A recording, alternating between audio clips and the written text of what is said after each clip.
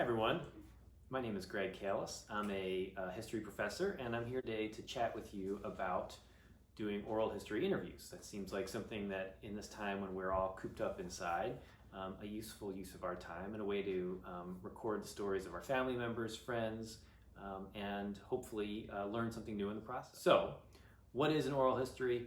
Well, oral history is just really a fancy word for an interview with an individual about their life, and hopefully an interview with a person about their life that helps to tell new stories about history, that gives us a better sense of the past and provides new insights into just the way people lived and their interests and hopes and experiences. So, I'm going to try and keep this brief, but give you just a few suggestions for how you might do this, because anybody can do a good oral history, and this seems like a really good time to do it. So, a few things first. I think there are a number of resources out on the web that you can look up to get some suggestions and tips, and we'll post a few links to go along with this. One place that I recommend is the American Folklife Center, which is at the Library of Congress. They have some suggestions there. Another is the Oral History Association has published some materials for helping people do good oral history interviews. So take a look at those, and they'll give you more depth than what I'm about to provide. The other thing I would say is, in terms of technology, there's a lot of great technology out there that you can use to record your interviews. Recording is a great idea because that way you can go back and listen and make sure you get all the words right, and you have a kind of physical record of it. There's a number of ways you can do that. If you have subscriptions to places like Zoom, not the free account, but a subscription, you can record your session. So if you're to use that, that's one thing you could do. If you don't, that's okay too. A number of cell phones will enable you, depending on what kind of model you have, will enable you to record conversations if you're doing it over the phone. Word processing software, including Google Docs and Microsoft Word, often has add-ons, free add-ons that you can use to record speech and therefore put it into a document, so you can record those. And of course, for those of you who want to kick it old school, you might still have a tape recorder lying around, and you can always use that. So do record if you can, and that way you have that record, and you can go back and listen to it and type it up. So, some basics, and that's really what I'm just going to cover today. It's just some of the basics for how you might conduct a good oral history interview.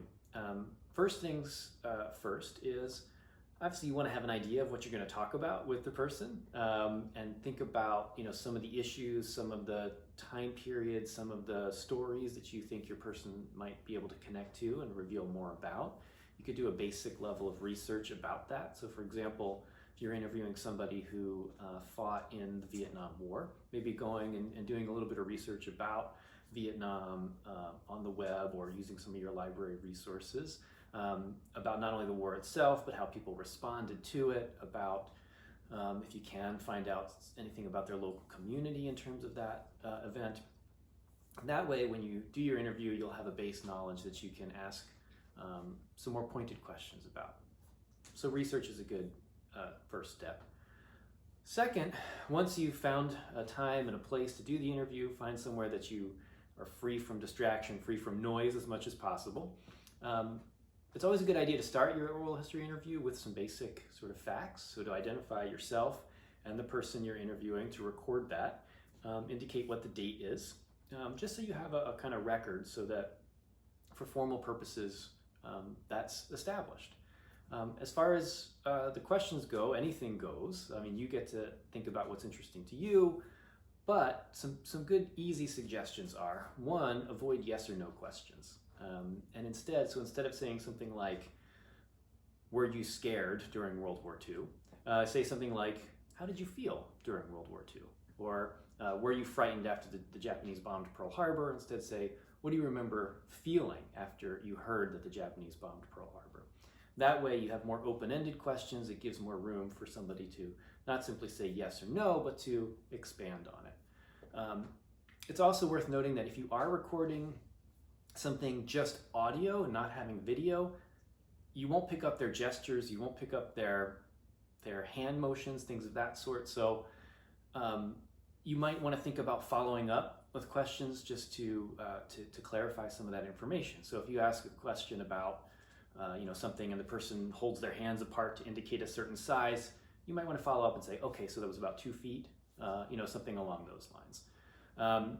So open-ended questions, be prepared to be surprised and let the interview go in the direction that it goes. You may have an idea about what you want to talk about, and you may find out that your interviewee suddenly goes in a totally different direction. Maybe they're not interested in talking about Vietnam, but they're interested in talking about how when they got back from Vietnam in the 1970s, they experienced economic dislocation or whatever. So let the interviewee take it, and that way you can learn often new and surprising things in that way.